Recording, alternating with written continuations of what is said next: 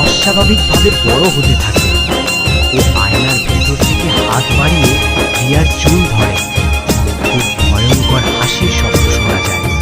রিয়া ঝাঁকুনি দিয়ে উপরে তাকায়, আয়না ফেটে যায়। রিয়ার চোখ দিয়ে রক্ত বেরিয়ে পড়ে, চারপাশ অন্ধকার হয়ে যায়।